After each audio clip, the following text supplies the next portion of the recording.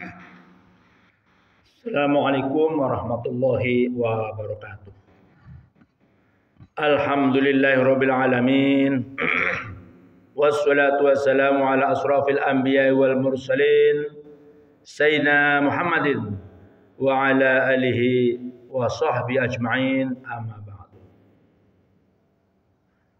Ta'lim subuh pada kali ini akan kita uraikan tentang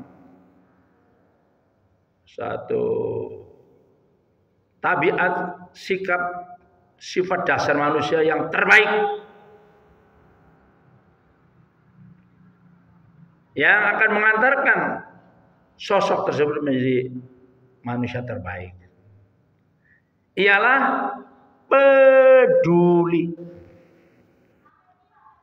Peduli, kepedulian. Jadi ada kepedulian itu apa?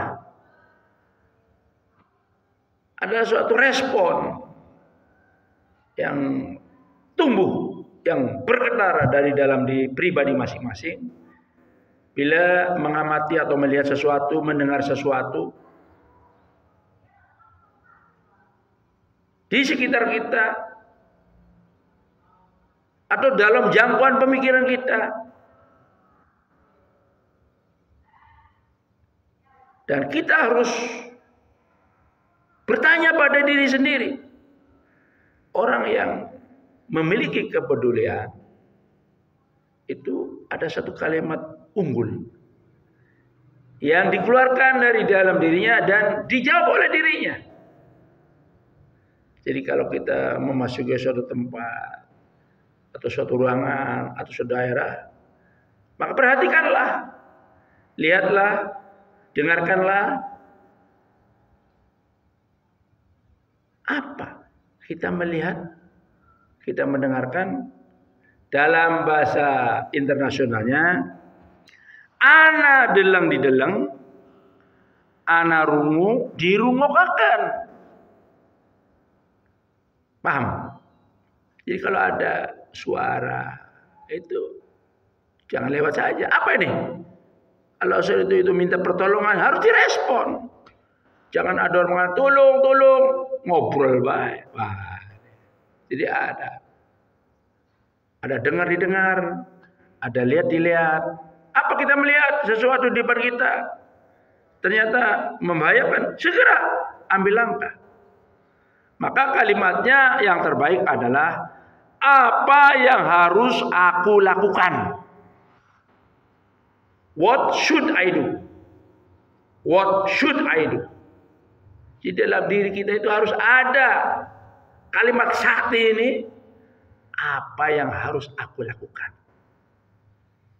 Dan segera dilaksanakan. Segera diselesaikan. Kita masuki rumah. Masuk rumah. Lihatlah. Amatilah. Itu ada obat nyamuk dekat kasur. Bahaya ini. Segera ambil langkah. Diambil, dipindahkan. Jauhi kasur. Masuk ke rumah. Ada bangkai tikus. Kita respon. Kita lihat. Segera ambil tindakan. Kita bungkus, kita buntel, kita jauhkan dari rumah. Kita pendem atau kita buang jauh-jauh di tempat yang tepat.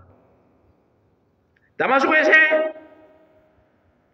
Apa yang harus aku lakukan? Ternyata itu ada kuning-kuning. Belum nyemplung. Jangan dipoto. Jangan marah-marah. Segera direspon. Dibanjur secukupnya. Hingga hilang warna kuning-kuning itu. Itu namanya orang terbaik. Apa yang harus aku lakukan? What should I do? Maka dalam motonya ini, orang-orang terbaik ini adalah do the best, be the best. Do the best, be the best.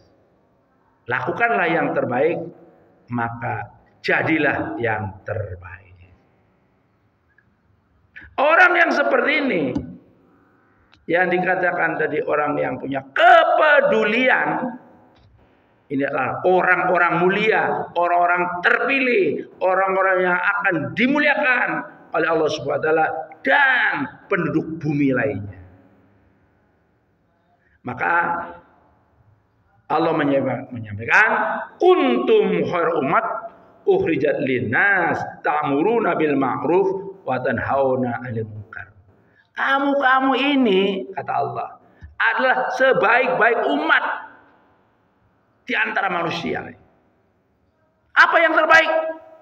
Adalah mereka-mereka yang mengajak-ajak kebagusan, mengajak-ajak kebaikan, dan mengingatkan untuk tidak berbuat kemaksiatan, untuk tidak berbuat kejahatan.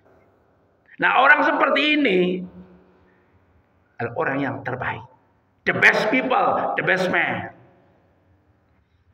Jadi kalau kita dalam diri kita tumbuhkan ya untuk mengajak-ajak kebagusan dan mengajak-ajak untuk tidak berbuat keburukan.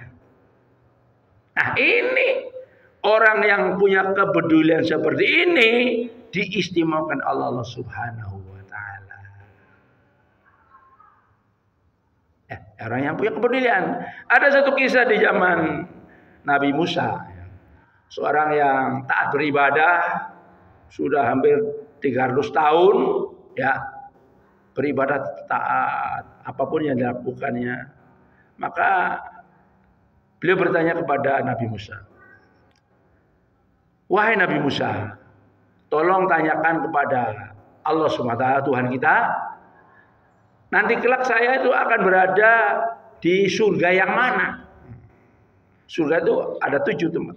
Di surga yang mana? Ditanyakan karena yakin dirinya itu ibadahnya luar biasa. Mengapa ditanyakan kepada Nabi Musa? Karena salah satu nabi yang dapat berkomunikasi langsung dengan Allah adalah Nabi Musa. Maka Nabi Musa tentu menyampaikan kepada saudara bahwa ada umatku yang bertanya, di manakah bagian surga nanti di akhirat? Allah menjawab bahwa si fulan tadi yang bertanya tadi adalah tempatnya tadi di neraka. Neraka. Lalu Nabi Musa pun menyampaikan jawaban dari Allah SWT kepada si fulan tadi bahwa Anda tempatnya kelak adalah dimasukkan ke dalam neraka. Apa respon beliau? Apa responnya? Ya, kalau memang Allah sudah mentakdirkan saya masuk neraka, saya terima. Itu Allah.